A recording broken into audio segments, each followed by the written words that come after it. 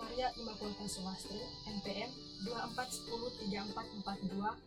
Saya dari program studi Pendidikan Guru Sekolah Dasar kelas 2024K. Teman-teman, di video ini saya akan membahas tentang teori humanistik dari mata kuliah psikologi.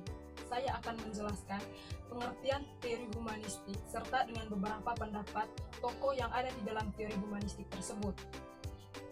Yang pertama, pengertian teori humanistik. Teori humanistik merupakan salah satu pendekatan dalam psikologi yang menekankan pada potensi positif manusia, kebebasan memilih, pertumbuhan pribadi, dan aktualisasi diri.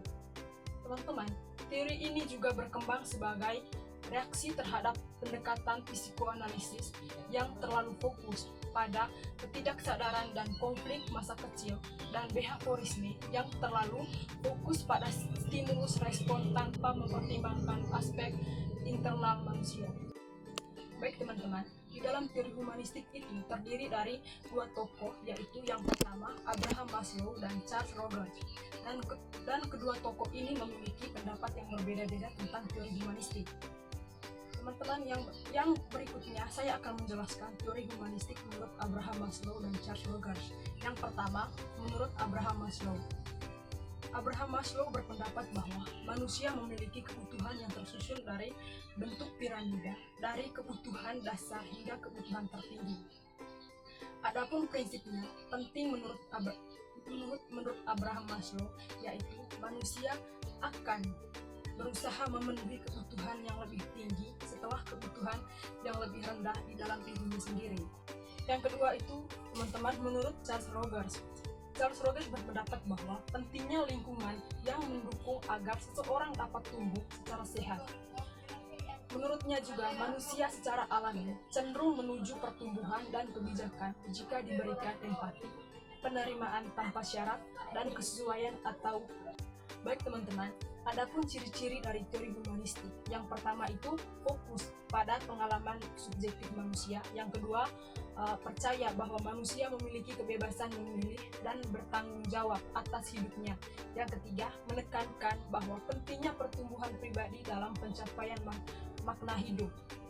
Yang berikut itu kaitan antara teori humanistik dengan karakteristik siswa. Yang pertama itu, siswa sebagai individu yang unik, yang dimana setiap siswa memiliki gaya belajar, minat, dan latar belakang yang berbeda. Jadi, teori humanistik menekankan bahwa pengajaran harus menghargai keunikan ini. Yang kedua, siswa butuh rasa aman dan dihargai, yang dimana jika siswa merasa takut, tidak percaya diri, atau tidak diterima, mereka tidak akan bisa belajar secara optimal. Jadi, teori Maslow menunjukkan bahwa kebutuhan dasar harus dipenuhi terlebih dahulu.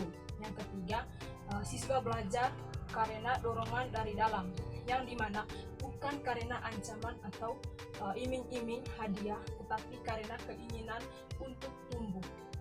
Jadi, siswa juga lebih semangat jika belajar sesuai dengan minat mereka. Terus, contoh konkret antara penerapan dalam pembelajaran situasi penerapan teori humanistik. Yang pertama itu, seorang siswa akan sering menyendiri dan kurang semangat belajar jika guru memberi perhatian lebih, mendengarkan dengan empati, memberi tugas kelompok, dan mendorong kerjasama. Terus di dalam pelajaran IPA, di dalam kelas 5 SD, seorang guru akan memberikan siswa memilih eksperimen sederhana yang mereka sukai, lalu mempresentasikannya kepada teman-teman. Yang berikutnya, penilaian akhir semester, yang dimana seseorang guru akan memberikan kesempatan siswa untuk melakukan refleksi diri, bukan hanya nilai angka, tetapi juga menilai usaha dan kemajuan pribadi. Dan yang terakhir itu, di dalam pelajaran seni budaya, di situ seseorang guru akan memberikan suatu kebebasan untuk mengekspresikan diri lewat karya seni yang sesuai minat siswa, bukan hanya mengikuti contoh dari guru. Adapun kegiatan membaca di kelas, yang dimana guru menyediakan berbagai jenis bacaan dan membiarkan siswa memilih sesuai minat mereka, lalu membagikan pendapatnya di depan kelas. Jadi teman-teman, teori humanistik sangatlah penting dalam dunia pendidikan karena membantu guru memahami siswa yang setiap siswa itu kan berbeda-beda dan berbeda dan berharga. Terus yang kedua, belajar bukan hanya soal otak tapi juga hati dan jiwa. Yang ketiga, lingkungan belajar yang mendukung dan penuh empati akan membuat siswa berkembang secara optimal. Baik teman-teman, itu saja materi yang saya bahas pada video ini. Sekian dan terima kasih.